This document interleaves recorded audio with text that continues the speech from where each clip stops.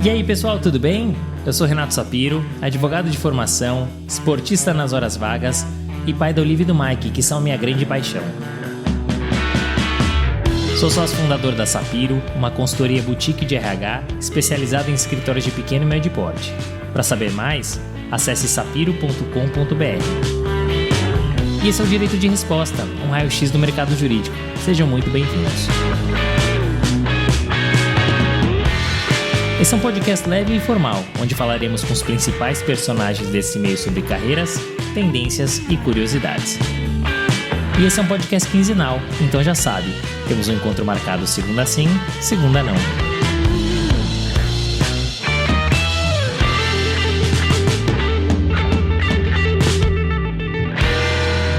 Senhoras e senhores, sejam muito bem-vindos a mais um episódio do podcast Direito de Resposta, episódio 121, que fecha a primeira trinca dessa sexta temporada. E a gente está com uma convidada aqui, ilustre, Juliana Martinelli, que é a CEO do Martinelli Advogados, um dos escritórios que mais cresce no Brasil, e a gente vai falar bastante sobre isso.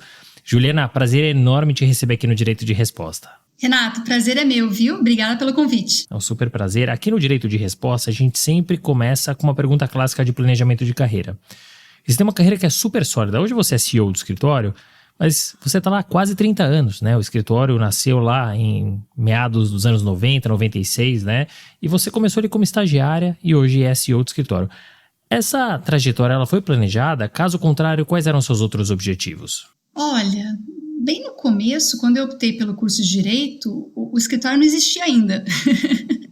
Mas logo na sequência, desde o nascimento do escritório e desde que eu me uni a ele, sim, foi planejada. Não olhei para o lado, dediquei toda a minha vida profissional e quis dedicar a esse projeto. Que bacana, Juliana. E você sempre quis fazer direito? Esse era um objetivo desde cedo? Olha, Renato, sabe que não? A gente escolhe muito cedo, né? Eu lembro que com 16 anos eu queria ser dentista, mas só porque minha dentista era muito gente boa, eu era fã dela. E aí eu fui fazer um teste vocacional e eu gostava muito de matemática, então meu teste deu assim um tanto de engenharias. E eu perguntei para a psicóloga, e direito, né? Porque o meu pai, o Dr. Martinelli, é o fundador do escritório, né? Porque o escritório não existia, mas ele já tinha cursado direito, trabalhava como consultor tributário. E direito estava um pouco no meu radar e eu perguntei, eu posso, né? Por que não apareceu direito? E aí a psicóloga largou o seguinte para a Julianinha de 16 anos. Você não pode fazer direito porque você não tem poder de convencimento. Só que falar isso para a Julianinha de 16 anos era quase que um desafio. Então, felizmente, teve efeito rebote. Eu comecei a considerar direito a hora que eu ouvi que eu não podia fazer direito, sabe? Mas eu até gosto de palestrar para estudantes do ensino médio, quando eles estão pensando que profissão, que não profissão, porque eu digo para eles, não deixa ninguém dizer o que você pode e o que você não pode fazer. Mas se você sente que pode ser uma opção, siga o teu próprio instinto, pesquisa e tal, enfim, que poderia ter sido terrível, né? E é muito curioso, veja como uma pessoa podia ter influenciado a tua vida. A gente olha 30 anos para trás. Hoje você é CEO do escritório, de um escritório que está crescendo, que trilhou a carreira inteira na advocacia. Imagina se você tivesse ouvido uma psicóloga que falou, não, você não tem poder aqui de convencimento, então você não tem perfil de advogada. E por isso que é muito sério a opinião que as pessoas dão, né? E como elas dão. Então, gostei desse primeiro conselho que você falou, siga o teu intuito, o que você está sentindo, né?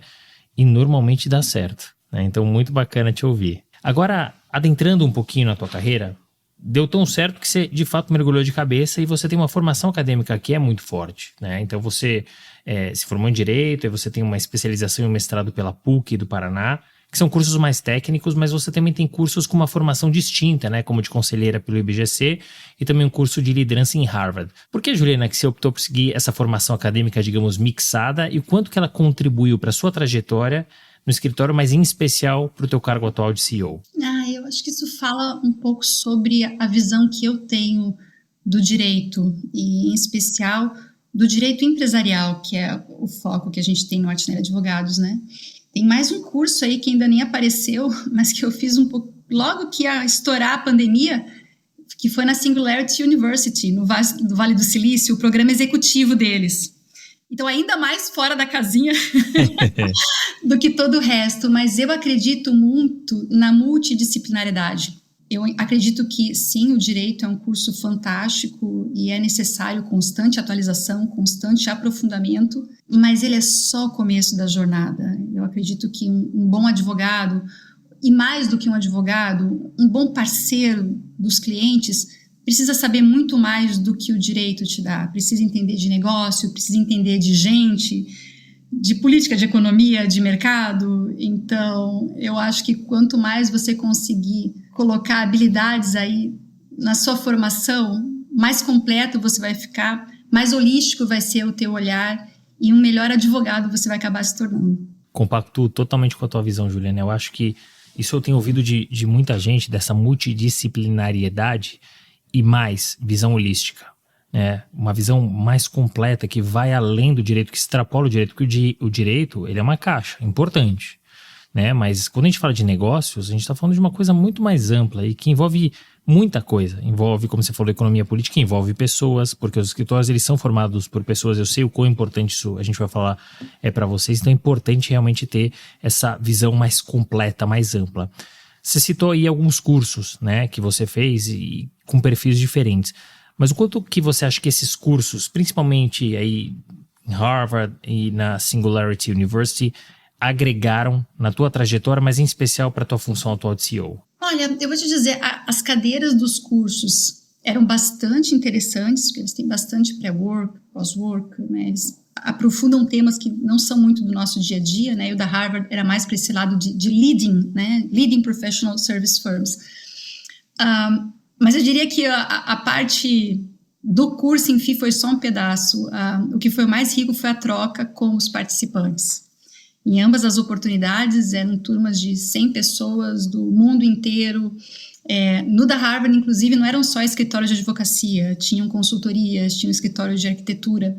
E pessoas com uma visão bastante provocativa e bem o tipo de bichinho que andava me mordendo, sabe? Para muito mais do que o tradicional. Um olhar muito forte para pessoas, um olhar para tecnologia, um olhar para processos, um olhar para frentes que às vezes até nas empresas não são tão inéditos, mas nas bancas de advocacia não é tão comum, sabe? Então, eu acho que isso foi bastante enriquecedor, porque eram pessoas que, como eu, estavam buscando algo mais, estavam se questionando e queriam entender o que vinha por aí. Então, acabou sendo uma troca muito rica. Eu acho que é sempre bom olhar para o lado e aprender com as experiências dos outros e ouvir algumas perguntas além daquelas que você mesmo tem se feito. Acho que é sempre algo que engrandece bastante. Não, sem dúvida. E você falou desses cursos e dessa troca, né? Porque você fez um curso que é amplo, né? De prestação de serviço. Então isso engloba, como você falou, não só escritórios, consultorias, escritórios de arquitetura, etc. Pensando nesses dois cursos que você fez fora, que são esses cursos mais distintos e que tem muita coisa legal para você implementar num escritório de advocacia que é tão tradicional. Se você pudesse trazer, fugindo do roteiro, e aí a pergunta vai ser difícil, um insight que você leva desses cursos, qual foi? Ouça as pessoas. Ouça as pessoas. Sim, os cursos são importantes, sim, os livros são importantes, sim, as N fontes de informação e conhecimento são importantes, mas as ideias mais brilhantes, as perguntas mais interessantes e as respostas mais bem sacadas, eu ouvi e eu não li, eu ouvi.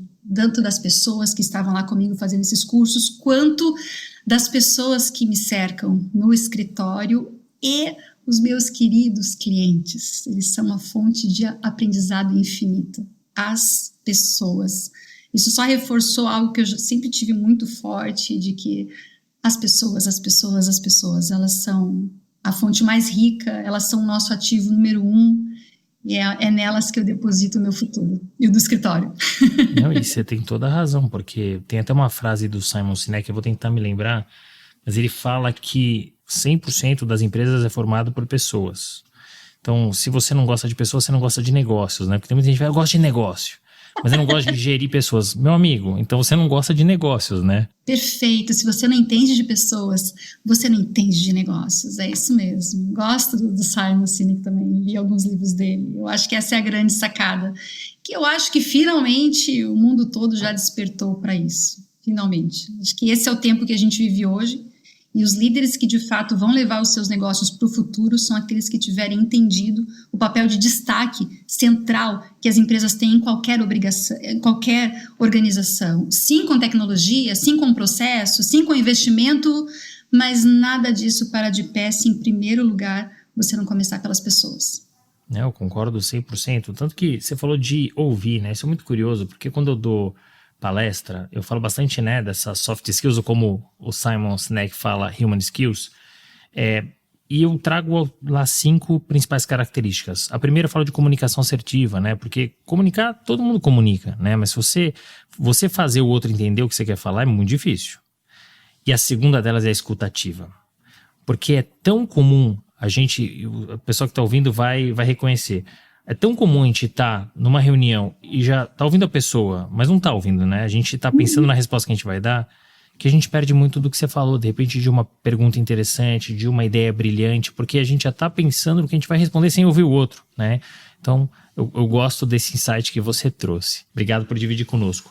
Você começou a sua trajetória lá em 1996 junto com a fundação do escritório. O escritório cresceu bastante ao longo desses anos. Então é um escritório que está presente aí com 18 unidades, espalhado por 7 estados além do Distrito Federal, mais de 1.000 colaboradores, sendo, e isso é um dado interessante, mais de 60% de mulheres. Em algum momento, você, seu pai, e aí quem começou ali a estrutura, imaginou que o escritório fosse tomar esse porte e ter esse renome? Esse era o objetivo? A gente sempre teve algumas premissas no escritório, e uma que a gente fala bastante sempre foi crescer, crescer, crescer. Então, a gente sempre teve uma estratégia de crescimento bastante ativa, agressiva talvez até, mas eu não sei, talvez soasse pretensioso dizer que sim, a gente sempre soube que ia ser desse tamanho. A gente nunca se colocou qual é o tamanho que a gente vai ter, né? Mas nós sempre colocamos como objetivo ser do tamanho que o nosso cliente precisa que a gente seja, estar onde o nosso cliente precisa que nós estejamos.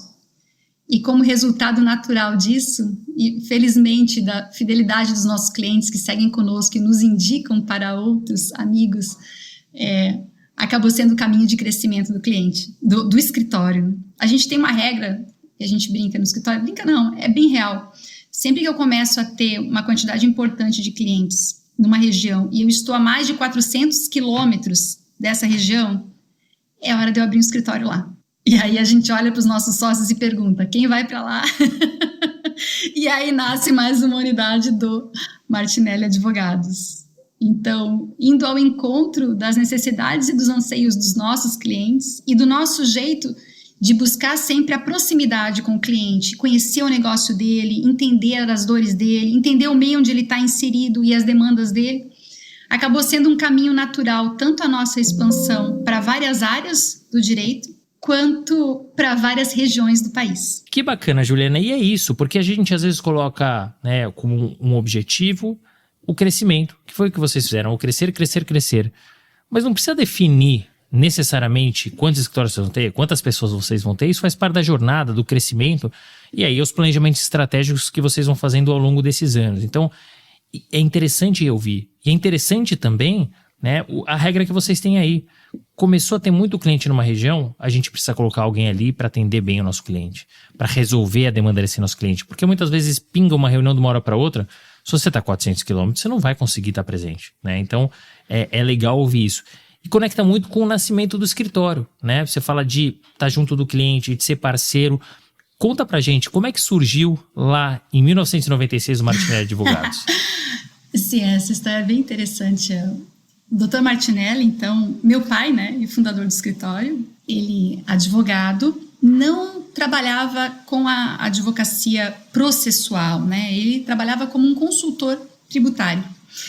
E quando tinha alguma demanda que requeria, de fato, um processo judicial, ele indicava para escritórios da região que ele sabia que poderiam atender os clientes. Mas ele tinha sempre um relacionamento muito próximo com os clientes, de parceria, de aconselhamento, né, de viver a vida dos clientes.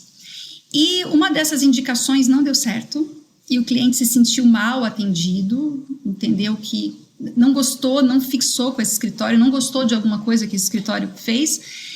E aí ele virou para o Dr. Martinelli e falou, você não é advogado? Eu confio em você.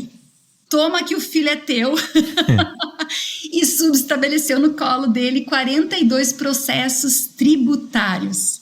E foi aí que nasceu o Martinelli Advogados. Ele, que já era advogado, mas não tinha ainda uma estrutura de escritório, de acompanhamento processual e tudo mais, saiu então montando um escritório, indo ao encontro da dor de um cliente, com base na confiança que um cliente depositava nele.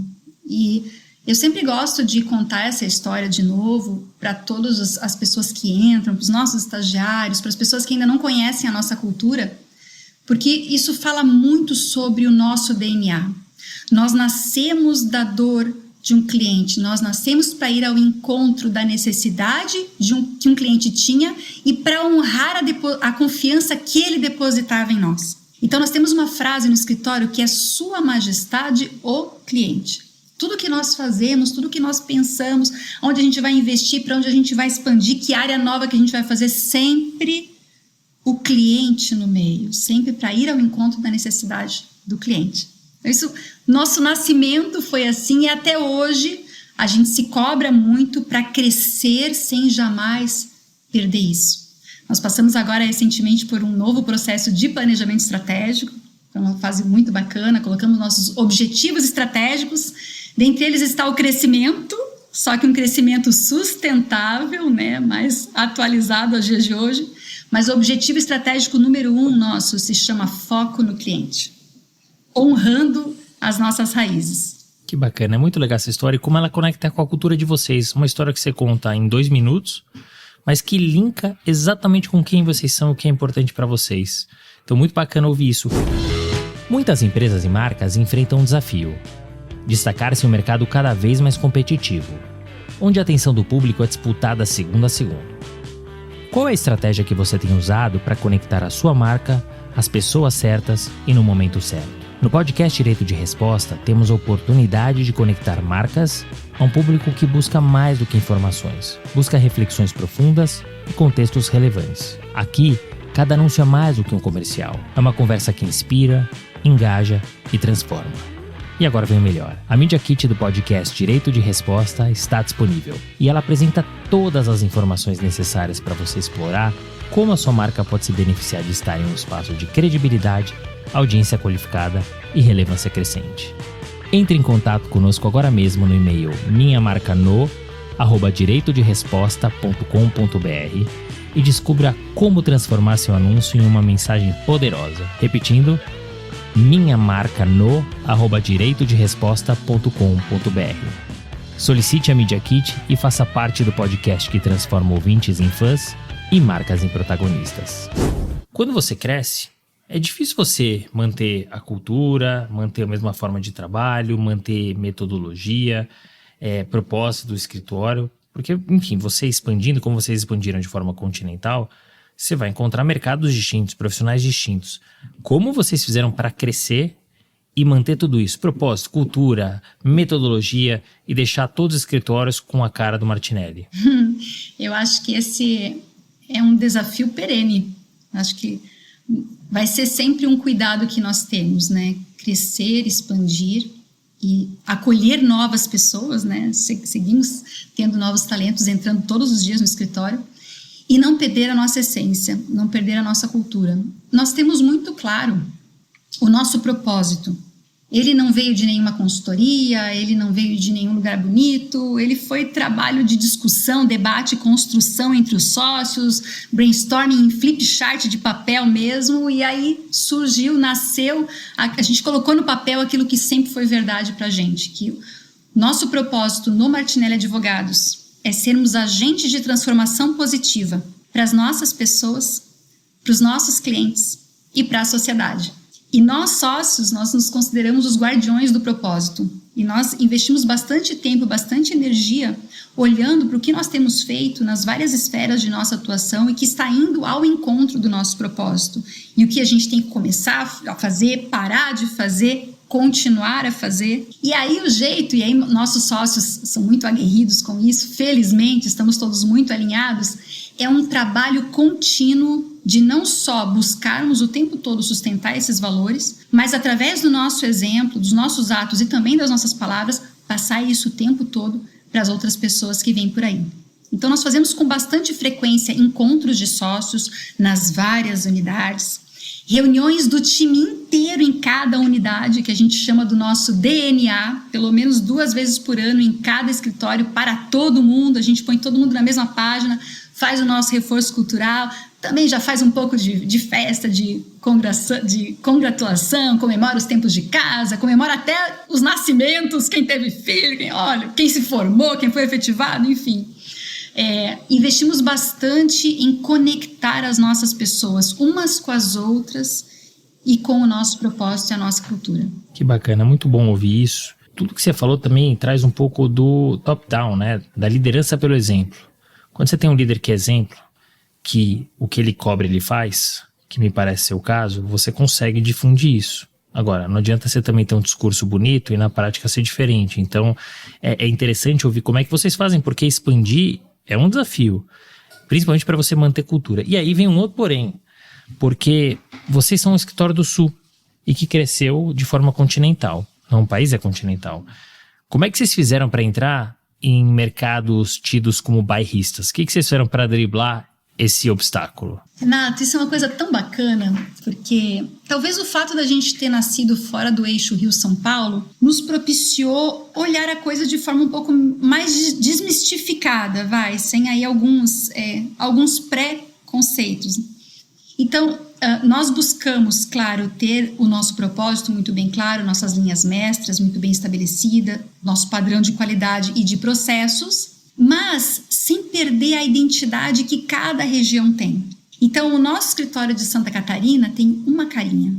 O do Paraná tem outro, do Rio Grande do Sul tem outro, de São Paulo tem outro, do Rio de Janeiro tem outro, de Minas tem outro, de Brasília tem outro, o de Mato Grosso tem outro. Então, o que nós fazemos? Claro, sempre nós temos sócios que já estão em algum dos escritórios e que já têm a nossa cultura e eles se deslocam até essa região, mas nós contratamos talentos locais. Nós contratamos pessoas que são da região, que nasceram lá, ou que pelo menos desenvolveram a sua profissão, a sua caminhada profissional lá, que conhecem o mercado, que conhecem os clientes, que conhecem as dores e as delícias de cada região.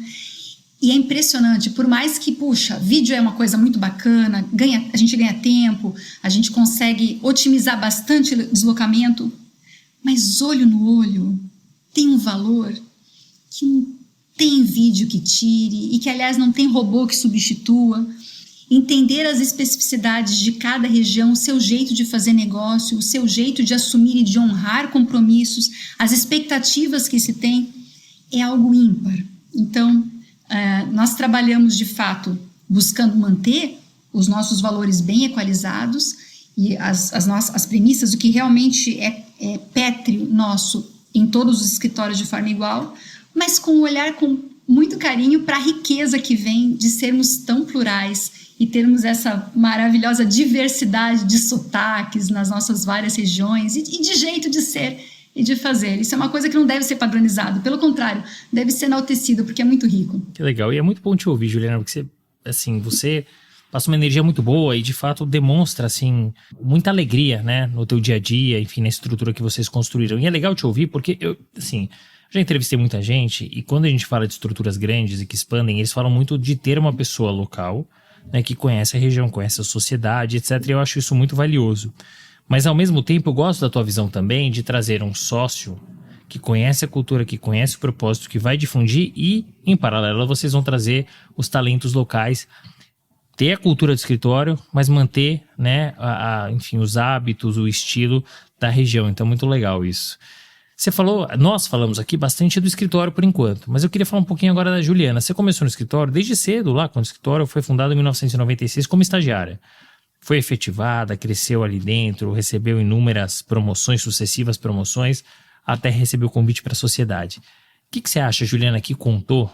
Eu, enfim, desconfio te ouvindo um pouquinho, mas o que você acha que contou para essas sucessivas promoções, para você receber o convite para a sociedade? A pergunta que eu sempre gosto. Recebeu o convite, dormiu, acordou no dia seguinte sócia, o que mudou? Absolutamente nada. Essa é a resposta certa, é isso aí.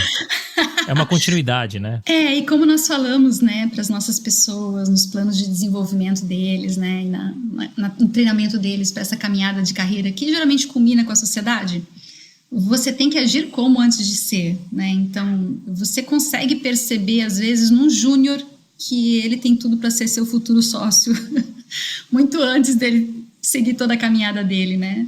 Porque eu acho que a sociedade ela tem que ser o reconhecimento de uma pessoa que já se porta como sócio, que já dá exemplo dos nossos valores, que já é exemplo do nosso propósito, que já trata os nossos clientes com a atenção, com a excelência que eles merecem e já trata as nossas pessoas e desenvolve as nossas pessoas como elas devem ser desenvolvidas. Eu sempre digo que a gente tem que ser muito criterioso com os nossos sócios, tanto com as promoções internas quanto com os ingressos laterais, porque as pessoas olham para cima. Elas vão olhar e vão dizer, esse é o jeito Martinelli de ser. É assim que se cresce nesse lugar? É esse exemplo que eu devo seguir? E você pode transformar positivamente uma vida, ou você pode destruir uma vida conforme o caminho que você trace e que você coloque na frente dela. Então, nós levamos muito a sério a responsabilidade que nós temos com todas as nossas pessoas e ao escolhermos os nossos sócios. Isso tem que estar muito bem refletido. Não pode parecer injusto, não pode parecer, puxa, o discurso está de um jeito e a prática está de outro, sabe? Ou seja, claro, não vou dizer que não muda nada, né? Muda, sim, inclusive financeiramente, né? E é uma coisa boa, né? Dá um calorzinho no coração, a pessoa comemora com a família, a gente faz geralmente nos NAs os anúncios de sociedade, é uma choradeira, todo mundo se abraça. E tem que ser assim, todo mundo tem que dizer, caramba, puxa, que merecido, que bom que essa pessoa foi a sócia e tal. Mas, de fato, em comportamento, geralmente vai a sócia a pessoa que já era sócio nos hábitos e no coração. E a gente só formalizou o que todo mundo já estava percebendo. É legal te ouvir, porque eu gosto de fazer essa pergunta e a maioria das pessoas responde nessa linha. Já era, foi só uma formalização. Claro, muda pacote, óbvio, mas assim, e tem mais responsabilidade. Mas já era algo que, enfim, já era esperado, já estava na trilha, né? Só não tinha ali o cargo oficial. Então, é legal te ouvir porque tem que ser uma coisa natural. Se não for, tem alguma coisa esquisita, né? Então, muito legal te ouvir e tem que ser celebrado, porque é um caminho que você trilhou, é um objetivo que você alcançou, né? Tem muita coisa, claro, depois ali pra frente, outros tantos desafios, mas é legal te ouvir por conta disso. E você não parou por aí, né? Porque você assumiu o cargo de CEO, mas mais do que isso, você assumiu em 2020, em pleno ano da pandemia, ou seja, esse complicômetro ainda, que ninguém sabe o que ia acontecer, um monte de incerteza, e você não está falando de um escritório local numa cidade, você está falando de um escritório com, enfim, no caso aqui, 8 unidades, 7 estados, um Distrito Federal, né, nesse meio de momento de incerteza. Que desafios que você encontrou para assumir exatamente nesse momento, né? Se você puder também dividir um pouquinho aí de histórias desse período. E uma pergunta, o que você acha que te credenciou para essa função? Essa é uma boa pergunta, Renato. Você sabe que o Dr. Martinelli, né, é o meu pai, fundador do escritório, né? Então, eu tô lá desde o primeiro ano do escritório, então conheço o escritório com a palma da minha mão. De certa forma, havia já uma expectativa que eu pudesse ser a sucessora dele nessa posição de CEO. Mas meu pai sempre foi uma pessoa muito ativa, até hoje né, aquele workaholic, né, com um grau de dedicação ao trabalho gigante. Ele tinha 69 anos no ano da pandemia. E ele sempre falava que ele ia em 70, quando ele fizesse 70, parar de trabalhar. Mas a gente não dava muita bola não, porque, né? Achava que não, capaz, né? Sabe-se lá quando é que vai ser, né? Mas eu já vinha com várias ideias crescendo muito forte dentro de mim do que eu queria para o futuro do escritório, do que eu enxergava que deveriam ser os nossos investimentos para o futuro e da pegada que eu queria imprimir para o escritório, e isso ia ficando cada vez mais forte dentro de mim e eu, sinceramente, me sentia muito pronta para essa posição, sabe? As pessoas, quando eu assumi, até falaram, Ju, né? Meu apelido é Ju, como é que vai ser substituir o Dr. Martinelli? Eu falei, nossa, não vai. Eu não vou substituir. O Dr. Martinelli é insubstituível. Eu não sou nem melhor nem pior, eu sou diferente. E eu acredito que o escritório precisa para o futuro é algo diferente. E eu me vejo muito preparada e eu entendo que as minhas ideias estão muito alinhadas para o que vai nos levar para frente. Então, para ser bem sincera, eu não tive muito drama de consciência, não. E por que foi na pandemia, né? Justamente quando deu aquele desespero, aquele lockdown, né? Todo mundo começou a pensar, muitas coisas são importantes, algumas mais do que outras, né? E meu pai, então, já tinha certa idade, minha mãe já tinha certa idade, super novo, né? Mas, enfim, quanto mais idade, maior era o peso do que poderia ser um Covid, né? E a pandemia.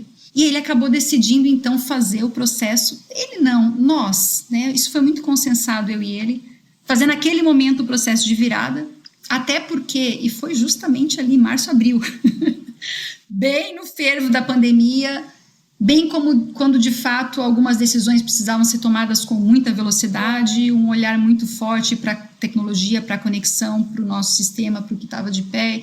E eu me sentia muito preparada, eu já tinha uma inclinação maior para esses assuntos do que ele. Então, mas foi um tempo, assim, muito desafiador, eu acho que para todo mundo, no mundo inteiro, né? Mas muito enriquecedor, assim, eu acho que toda dificuldade nos faz mais fortes, né? Eu nunca vou esquecer a minha primeira decisão como CEO foi congelar a distribuição de dividendos de todos os sócios, a minha inclusive, congelar todos os aumentos, mas prometer para cada uma das nossas pessoas que ninguém ia perder o emprego durante a pandemia. Nós íamos apertar os cintos, íamos mandar todo mundo para casa e mandamos com desktop, com cadeira, com tudo, para tentar deixar eles ergonomicamente e sair contratando aqueles aparelhinhos USB para botar internet, porque tinha gente que não tinha internet em casa ou não era boa, enfim, foi aquela loucura. Mas a gente garantiu para as nossas pessoas que eles não iriam perder o emprego deles durante a pandemia, 100% das nossas pessoas. E isso deu uma paz para as nossas pessoas trabalharem, isso deu, nossa, assim, e eu estava segurando o aumento deles e estava segurando a distribuição de lucro dos sócios, e meus sócios foram fantásticos, eles todos tinham já o propósito muito arraigado, em primeiro lugar as nossas pessoas, o bem-estar das nossas pessoas, a gente vai se virar, e todo mundo se deu as mãos, ninguém solta a mão de ninguém, e nesse momento os nossos clientes precisavam de nós mais do que nunca, porque era um momento de incerteza para todo mundo, de cima a baixo, e nossas pessoas precisavam de nós mais do que nunca. E deu tão certo que 6 meses depois a gente conseguiu, sim, liberar os aumentos retroativamente, inclusive, e liberar as distribuições de lucros, e deu tudo certo, mas quando estourou, ninguém sabia de absolutamente nada. As pessoas vão ficar bem, não vão ficar bem, os clientes vão conseguir pagar as nossas faturas, como é que vai ser o nosso fluxo de caixa? Nem nós, nem ninguém sabia, né? Mas, enfim, graças a Deus, inclusive, foi muito desafiador, mas foi um período memorável, e eu acho que até nos uniu mais, nos deixou mais aguerridos com o que de fato é importante para a gente, com aquilo que a gente tem como prioridade, e nós saímos mais fortes da pandemia, a verdade é essa.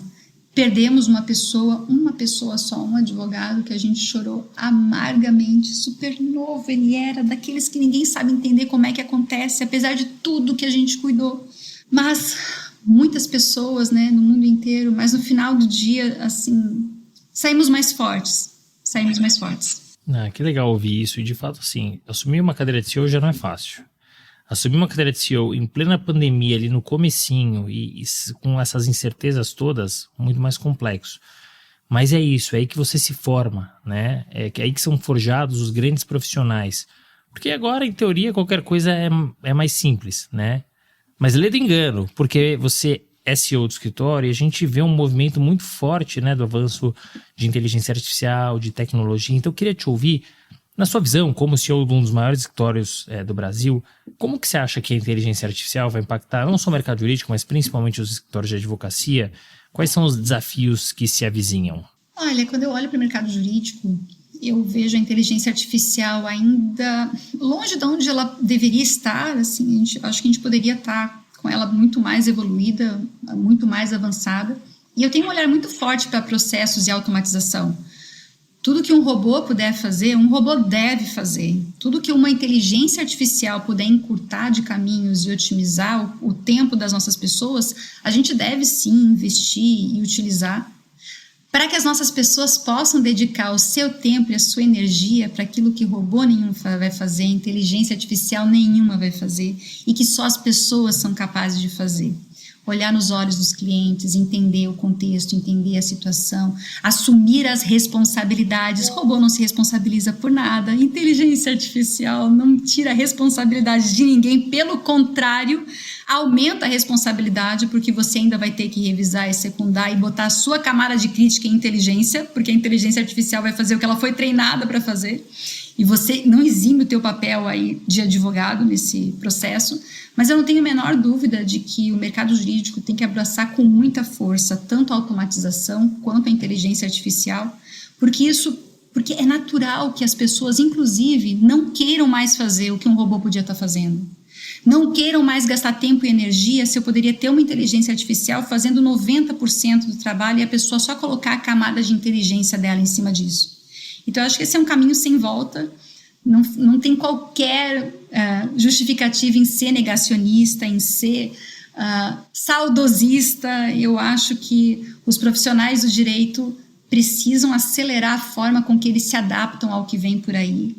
A gente tem vários bons exemplos, mas ainda muitos advogados que ficam olhando, mas puxa, antigamente já era. Vamos valorizar e aproveitar tudo de bom que a gente construiu todos esses anos e tudo de valioso que vem do passado, mas acelerar muito forte para o futuro, que no final das contas vai ser melhor para todo mundo. Não, compacto com a tua visão, e eu acho que existe muito isso nesse saudosismo, as pessoas que negam, né, que de fato a inteligência artificial não vai impactar quando já está impactando. Mas eu acho que é algo benéfico também, né? A profissão do advogado é uma profissão pensante, estratégica, né, para resolver o problema do cliente, é pensar fora da caixa. O que não é isso, o que é simples e que a máquina pode fazer, ótimo, porque você deixa mais tempo para o advogado pensar no que é estratégico. E as pessoas têm a impressão de que elas vão perder as suas cadeiras. É claro que muitas áreas ali dentro do direito, de repente um contencioso de volume, tende a assumir. Mas de outro lado, novas profissões tendem a surgir também. A gente foi procurado recentemente por uma instituição financeira procurando um advogado de regulatório de inteligência artificial. Olha que coisa. Então já estão surgindo as novas demandas, as novas áreas. Se o advogado estiver aberto, e tem que estar, assim como os escritórios, para inovação, para tecnologia, para IA, ótimo, grande chance de você continuar crescendo e se destacando. O caso contrário, não tem jeito, vai morrer na praia, né? Não tem como lutar com isso. Então, eu gostei de te ouvir sendo CEO de um dos maiores escritórios do país. Esse é um tema sempre muito sensível, né, para a gente debater. Você conhece a Sapiro? Nós somos uma empresa focada no mercado jurídico, especialmente em escritórios de advocacia de pequeno e médio porte, e que tem 2 pilares, recrutamento e consultoria. Acabando este episódio, acesse sapiro.com.br e saiba como podemos te ajudar. São 30 anos quase de Martinelli, crescendo, sendo desafiada. Mas o que você faz para se reinventar e se manter motivada? Afinal, são muitos anos, né? Olha, Renato, eu vou te dizer que eu acordo todo dia com uma alegria tão grande, tão feliz de ter a oportunidade de mais um dia investir. E olha que eu viajo que nem uma condenada. Porque o que dá para fazer por vídeo, a gente faz por vídeo, mas eu tenho que estar com uma frequência em todas as minhas unidades, olhando nos olhos das pessoas, conversando com os meus sócios. Então, dele avião, dele estrada. Mas eu vou te dizer, eu sou movida pelo propósito. E eu tenho a bênção de ter o meu propósito pessoal de vida muito alinhado com o propósito do escritório. O nosso propósito de sermos agentes de transformação positiva para as nossas pessoas, para os clientes e para a sociedade, alinha demais com o meu próprio propósito de vida, com a razão pelo qual eu entendo que eu me encontro nesse planeta. E acordar todos os dias com a oportunidade de trabalhar em algo que vai no centro do meu propósito é um privilégio tão grande, que eu só posso ser muito grata. E quando vem os problemas, eu falo, cara, que bom que eu tô aqui. Se fosse fácil, não precisava de mim. É isso aí. Que oportunidade que eu tenho de servir e tudo que eu estudei até hoje, agora recrutar e colocar a serviço das minhas pessoas e dos meus clientes. Isso é algo tão maravilhoso que eu não tenho nada para reclamar e seria difícil eu não estar motivada, porque é algo bom demais. Não, que legal. É isso, quando a gente é movido por um propósito, a vida ganha uma outra cor, né? Fica mais leve, é muito legal te ouvir.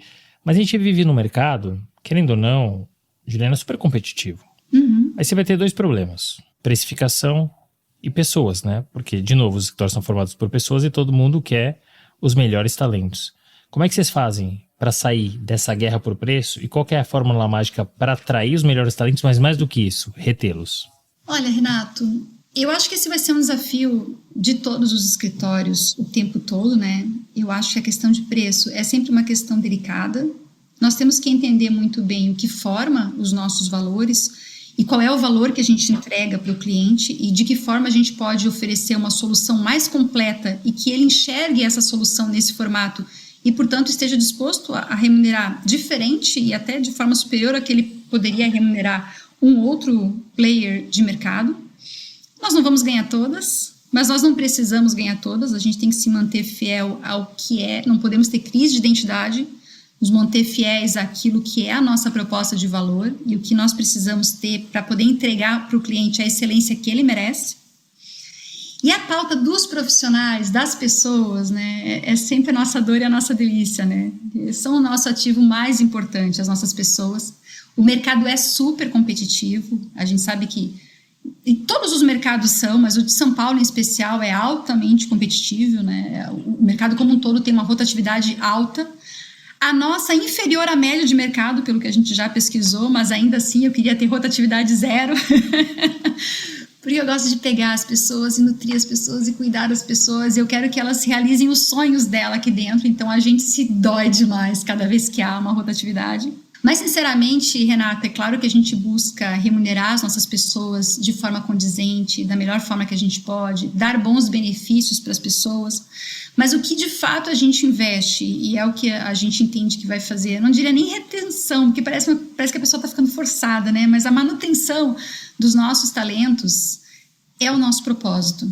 É a gente ter bem claro o nosso propósito, é a gente propiciar para as nossas pessoas o alinhamento do propósito delas com o nosso e investir muito todos os dias para transformar isso em realidade. Então, por exemplo, a gente tem um time de psicólogas no escritório, em todas as unidades, não para recrutamento e seleção. Elas estão lá full time só para cuidar das nossas pessoas, do clima do escritório, para assessorar os nossos líderes nos dramas que eles têm de como melhor conduzir as pessoas, para olhar nos olhos das nossas pessoas e fisgar lá no cafezinho aquela pessoa que está de farol baixo e que está precisando desabafar com alguém, para auxiliá-las nos seus planos de carreira, de desenvolvimento. Então é um investimento que a gente faz nas nossas pessoas que eu entendo que dá resultado e que faz com que elas percebam que de fato a gente se importa com elas, que elas não são só um número, e que nós vamos cuidar delas para além do profissional, elas como ser humano. Então, eu entendo que essa é a nossa maior estratégia de manter os nossos talentos, investir neles com uma atenção e um cuidado que eu acho que é difícil de encontrar por aí. Eu não conheço outro escritório, pelo menos, que investe do jeito que a gente investe no bem-estar e na segurança psicológica das nossas pessoas. Isso é muito legal. Mas eu concordo com você, o que vai, não vou usar a palavra reter a manutenção que você usou, o que vai fazer a pessoa continuar na estrutura é o propósito. Uhum. Se ela tem o mesmo propósito que o escritório, o mesmo DNA que o escritório, e ainda mais tendo, claro, essa história que vocês trazem, que é muito legal, de cuidar efetivamente das pessoas, não só no discurso, mas na prática, ela não sai. Então isso é super interessante. Mas vamos para outro problema, que é precificação. Porque uma coisa, querendo ou não, conecta na outra. Como fugir por essa guerra de preço? Você já falou da proximidade que vocês têm com os clientes, eu acho que esse é um caminho. Mas o que mais que você pode trazer nessa guerra de preço? Como fugir? Acho que o ponto 1 é nós estamos constantemente revisitando os nossos processos para sermos cada vez mais eficientes e, de fato, ajustarmos os nossos custos àquilo que deve ser compatível com aquele tipo de trabalho, para que nós sejamos competitivos, né, e também não cobremos do cliente o que não faz sentido cobrar. Mas ao invés de ficar entrando bid e puxando para baixo, a gente busca entregar mais valor. Essa tem sido a nossa busca, inclusive tem a ver com o nosso planejamento estratégico. Nós queremos entregar para o cliente soluções mais completas. E, de fato, com recorrência, o que a gente faz é isso. Nós temos um trabalho que a gente percebe que o mercado está muito aguerrido, que a precificação está jogando muito para baixo, de que forma que eu consigo entregar mais valor, para que o cliente perceba que ele não pode me comparar com esse outro serviço, porque o meu serviço entrega mais. E, nesse ponto, nós investimos em ter um time multidisciplinar. Então, eu, por óbvio, tenho meu time de advogados, mas eu também tenho contadores, eu tenho cientistas de dados, eu tenho um time multidisciplinar de profissionais que buscam entregar para o meu cliente mais do que ele está acostumado. Então, se eu tenho uma área trabalhista, sim, eu vou defender os processos dele quando eu pego a carteira dele, mas eu vou fazer uma análise da carteira e mostrar para ele que recorrência, que tipos de reclamações estão acontecendo, o que no processo dele está gerando esse tipo de reclamações, como é que ele pode mudar o processo dele para não ficar mais sujeito a esse tipo de brechas. E aí eu invisto em tecnologia para trabalhar com uma jurimetria, para ter cada vez mais assertividade e mais êxito, e eu mostro em dashboard para ele o impacto disso no negócio dele e como é que isso de fato pode ser um fator de competitividade e melhorar os números dele. Se eu tenho uma questão tributária, sim, eu vou fazer a defesa judicial dele, mas eu vou ter o meu time de tributos avaliando depois de que forma pode ser feito o levantamento desses valores. Se ele tem uma autuação, por exemplo, eu preciso ter contadores que entendam por que ele sofreu essa autuação e de que forma isso depois não vai ter uma continuidade. Então, ao invés de ficar tentando fazer mais barato, a gente tenta entregar mais. E a gente tenta se antecipar até ao pedido do cliente. Às vezes o cliente me pede menos do que ele precisa. E aí é o meu papel de não só olhar o que ele me pediu, mas o que realmente geraria uma transformação positiva no negócio dele. Como é que eu faço o negócio dele melhorar, entendendo essa dor dele e dando para ele algo que os outros não deram ainda. Para mim, aí é a chave de fugir da guerra da precificação e de conquistar a fidelidade do cliente. Não, sem dúvida. Você está resolvendo a dor dele. Exato. Mais do que resolvendo, você está identificando a dor. Né? Porque às vezes ele acha que ele está ali com uma dor no dedinho, mas a dor no dedinho era decorrente de um problema no joelho. Exatamente. Você fala, não, peraí, a gente tem que cuidar de tudo. Então isso é muito legal porque você só vai fazer isso se você entende teu cliente. Essa é a primeira coisa. Né? Então eu compactuo com a tua visão, porque quando a gente vai apertando o preço, vai jogando lá embaixo, perde valor e cada vez mais o cliente vai pedir. Então se era 20, você fez por 18, na próxima ele vai pedir por 15. E aí realmente você não consegue mais justificar. Como você vai fazer isso? Se aproximando do cliente, entendendo realmente quais são as dores dele, sendo um parceiro de negócio, mostrando números, porque no final do dia ele também quer ver, né? Olha aqui o que eu estou fazendo para você, tá vendo que eu estou economizando isso aqui para você, né? E mostrando de forma ilustrativa, como você falou no dashboard. Então eu gostei muito da forma como você trouxe, porque essa resposta, ela não é simples, não é baixar o valor, essa não é a resposta certa, é a resposta curta, mas é legal ouvir como é que vocês fazem hoje e eu acho que de fato esse é o caminho, né? Mesmo no mercado super competitivo. Vamos falar de um tema polêmico agora, já que, enfim, não que precificação não o seja, mas agora, né, no dia 8, a gente comemorou o Dia Internacional da Mulher e você é uma profissional, uma carreira de muito sucesso. A primeira pergunta é se você teve que superar mais obstáculos que o usual por ser mulher.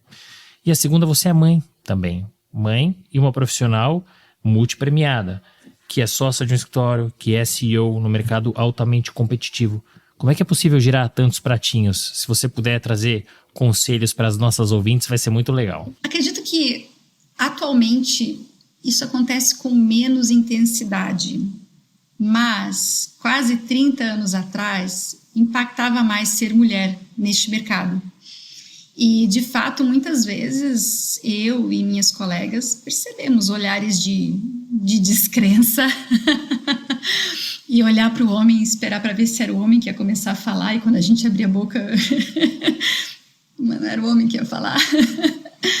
Sim por ser mulher, sim por ser jovem também, né? Eu comecei a trabalhar muito jovem e por muito tempo isso também era algo que vinha para a mesa. Mas sabe, Renato, eu acho que o maior sabotador das mulheres está nelas mesmas. Acho que essa é uma opinião meio controversa, mas às vezes as mulheres são mais machistas do que os homens umas com as outras. E muitas vezes a mulher se permite ficar nessa posição, sabe? Então, desafios existem para todo mundo. E quando você tem certeza de aonde você está e aonde você quer chegar e por que você quer chegar lá, e aí o propósito entra de novo com tudo. Por que eu quero ser líder? É para ganhar mais dinheiro? Cara, começou errado. Não tem escolha certa pelos motivos errados. Não, é porque nós precisamos de mulheres na liderança. Não se acende uma vela para colocar embaixo da mesa.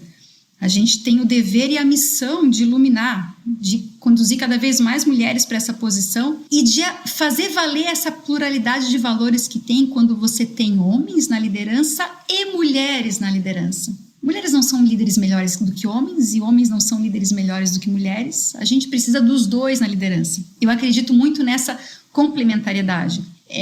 Mas então, voltando para os desafios, né? E eu acho que muitas vezes as mulheres se veem na posição de dizer, puxa, eu acho que eu tenho que escolher, ou eu vou ser profissional, ou eu vou ser esposa, ou eu vou ser mãe. Se eu for mãe, então eu tenho que trazer um pouco mais para baixo a minha carreira, porque senão eu não vou conseguir me dedicar. E eu acho que as mulheres precisam entender de que elas não precisam escolher. Sim, elas podem ser tudo, desde que elas não tentem carregar o mundo nas costas sozinhas. Então, eu acho que, para mim, pelo menos o que funcionou, né? Não me considero dona da verdade, mas o que funcionou para mim?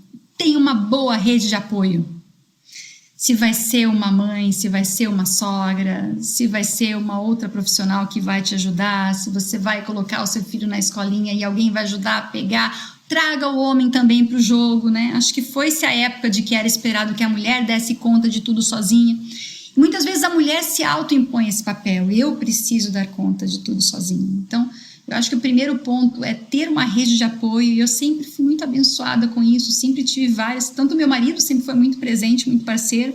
Mas sempre tive mãe, sogra, pessoas me ajudando nesse meu fluxo de N demandas, né? E eu acho que um segundo ponto importante, eu sofri muito com isso, é a questão da pessoa se exigir demais. Eu sou uma pessoa perfeccionista, isso é um sabotador, é algo que eu vou passar o resto da minha vida lutando para baixar. A gente se cobra demais, eu tenho que ser a melhor profissional, e eu tenho que ser a melhor mãe, e eu tenho que ser a melhor esposa, e ainda por cima dar conta de tudo sozinha. E supermãe só existe no gibi, né? Supermulher só existe no gibi. A jornada tem que ser mais gostosa, né? A gente não precisa se cobrar tanto. Eu acho que esse é um ponto importantíssimo. As mulheres têm fama de usar demais o chicotinho e ficar o tempo todo se cobrando e se exigindo e se provando muito mais do que os outros. E muitas vezes elas se autoimpõem essa cobrança e não precisa. A coisa pode ser com qualidade, sim, mas mais leve. E eu acho que o terceiro ponto que ajuda demais é a espiritualidade. Eu acho que se a pessoa consegue buscar e cultivar uma espiritualidade, isso dá para ela a paz que ela precisa para se manter firme no meio da tempestade, sabe? Então, falando o modus operandi da Juliana, partilhando o que eu acredito que faz a vida mais leve e torna todos os sonhos viáveis. Eu acho que você não precisa escolher ser uma ou outra coisa. Se você tem no teu coração ser todas as coisas, seja todas as coisas e partilhe com o mundo aquilo que você tem. É muito legal te ouvir, porque eu entrevisto muitas mulheres aqui, muitas mulheres de sucesso, e essa pergunta que eu faço para elas, e a grande maioria responde a mesma coisa: não vai dar para você ser perfeito em tudo. Você não vai ter um equilíbrio perfeito. Uma hora você pende para a família, outra hora você pende para o trabalho. E o importante, uma coisa que eu aprendi, é o tempo de qualidade. Então você está no trabalho, fica focado ali no trabalho. Você está na família, esquece o celular, tá com os filhos, com a mulher, com o marido, foca naquilo, né? Então isso é uma coisa que é muito bacana, que eu aprendi, que é o tempo da qualidade. E não existe perfeição mesmo. Como você falou, só nos gibis, nos filmes, e olha lá, né? Mas obrigado por ter dividido com a gente e também trazer um pouco dos conselhos para os ouvintes que estão nessa fase, né? O começo da carreira, ou que são mães, etc. Então, muito importante te ouvir. Obrigado por compartilhar conosco. Você tem uma carreira, como eu disse aqui algumas vezes, de muito sucesso, muito sólida. Você se arrepende de algo que você tenha feito? E olhando para frente, qual que é o teu objetivo? Onde que você quer chegar? Olha, Renato, eu não posso dizer que eu me arrependo, porque nós somos a soma de tudo que nós vivemos, né? Então, quando eu olho onde eu estou e o que eu estou conseguindo construir, eu estou bastante satisfeita com a jornada até aqui. Mas com certeza, né? Se eu fosse olhar para a Julianinha e dizer, filha, faz o seguinte, ou não faz o seguinte, seria deixar a jornada mais suave. Eu acho que o excesso de cobrança, a autocobrança, e aqui eu, na minha multiplicidade de papéis, né, eu também era a herdeira, a sucessora, né? Então, quem é sucessor de algum negócio sabe o peso que carrega de ter que mostrar que está lá por recurso próprio, por esforço próprio, e mesmo que os clientes te reconheçam, e mesmo que você saia em rankings, e mesmo que ninguém fique achando que você está lá porque é filha ou porque é herdeira, você acaba se autoimpondo esse peso e muitas vezes permitindo que outros também usem isso contra você. E aí você acaba tendo que trabalhar mais do que todo mundo. Quantas vezes eu saía do escritório correndo e ia desligar o alarme porque ia ligar o alarme, e era a última pessoa do escritório e achava que era o meu dever fazer isso, porque afinal de contas a mim muito era dado, então muitas oportunidades, então eu tinha que entregar mais do que todo mundo. Na verdade, eu não precisava ter entregado mais do que todo mundo o tempo todo, eu podia ter vivido com mais leveza, sabe? E ninguém nunca me disse isso. Eu acho que até era uma época onde era bonito trabalhar demais, né? Era chique ser workaholic, né? E hoje eu acho que é falta de autoconhecimento, falta de equilíbrio. Vai repensar a tua vida se você está achando que é bonito ser workaholic, porque a vida não é só trabalho. E se você é um ser humano mais completo, a sua entrega no trabalho também é melhor, sabe? Então, esse não é um arrependimento, porque eu acho que valeu. E eu me perdoo por isso. A gente tem que se perdoar, né? Pelas nossas deslizadas, porque elas vão continuar acontecendo. Mas se eu pudesse dar esse conselho para as mulheres que hoje estão na carreira, enjoy the ride, sabe? Assim, curtam a jornada, porque dá para ser mais leve e dá para se cobrar menos. Que bacana. E para futuro, Renato, nossa, sei lá, eu quero tudo, eu quero tanto. Quando eu olho para o nosso propósito e acredito muito nele, eu fico feliz e celebro tudo que a gente já fez. E quando eu olho tudo que eu ainda quero fazer pelas nossas pessoas, pelos nossos clientes, e o impacto que eu ainda quero gerar na sociedade, porque nós somos influenciadores e nós temos sim condições de fazer o nosso papel, a nossa parte por um mundo melhor.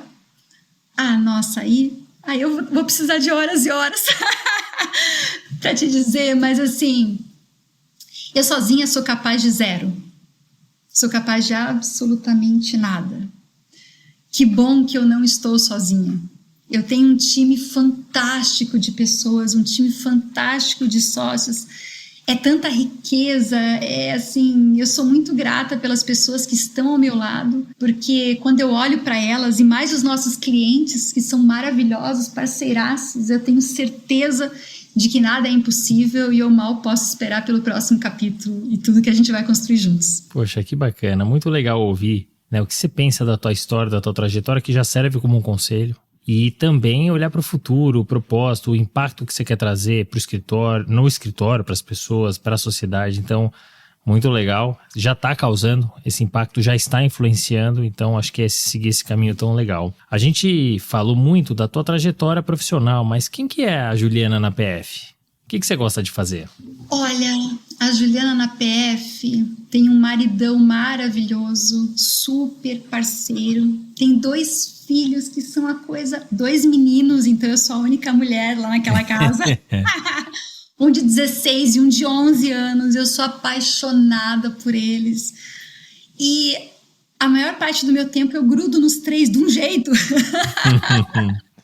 Eu sou muito, muito família. Então, todos os programas a gente faz muito junto, nós 4, né? O resto da minha família também, meus pais, meus sogros, meus irmãos, enfim, a gente é muito unido e eu sou uma pessoa muito tranquila, assim, eu me alegro nas pequenas coisas, sabe? Eu tenho muito prazer na convivência, então poder estar com meu marido, com meus filhos e viajar juntos e jogar um pádel juntos, fazer caminhada juntos, explorar outras aventuras, outros lugares juntos e vê-los crescer como homens de bem, que eu já percebo que os 2 estão sendo. Eu não podia pedir mais nada nessa vida. Que legal, que bacana. Família é tudo, né? Compactou com a tua visão. Muito legal. Você já trouxe muitos conselhos, histórias, mas tem algum conselho que você queria trazer para fechar esse bate-papo tão bacana? Autoconhecimento. Eu acho que se tem uma coisa que a gente conhece a vida com muito pouco e ao longo da vida é um presente que a gente vai ganhando desde que a gente olhe para isso, é se conhecer cada vez melhor. Entender qual é o seu papel nesse mundo Porque é isso que te realiza, é isso que te faz feliz. Não é grana, não é poder, não é status. É você entender qual é o teu propósito de vida e o que de fato te realiza. O que você está nesse mundo para fazer e buscar pessoas que partilhem desse mesmo propósito e te ajudem a caminhar nessa direção. E quando você cair, e você vai cair, aceita que dói menos... Elas vão te ajudar a levantar e aí cada passo vai valer a pena e cada dia vai ser melhor do que o outro, desde que você se conheça, se conecte com o seu propósito, busque pessoas que se conectem com você e busque ser feliz a cada dia fazendo os outros felizes. Eu acho que isso para mim é o segredo de tudo que a gente faz, seja no âmbito profissional, seja no âmbito pessoal.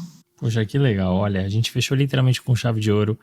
Que bate-papo legal. Juliana, dá pra perceber claramente que você é uma pessoa leve, com boa energia. Eu saio energizado desse papo, tenho certeza que os nossos ouvintes também. Foi muito legal poder, de alguma maneira, ajudar a contar a tua história, a tua trajetória, que se mistura com a história do Martinelli. Parabéns. Muito legal te ouvir, conhecer as histórias, e foi um prazer gigantesco te receber aqui no Direito de Resposta. Obrigado pela generosidade por participar. Obrigada a você pela oportunidade, Renato. E se eu puder, com o meu relato, gerar um insight, ajudar alguém, é o meu propósito acontecendo. É para isso que eu tô aqui. Obrigada a você pela oportunidade. Fim de papo. Se você gostou, recomenda para os seus amigos. Se não, fala comigo que eu quero te ouvir. Até a próxima.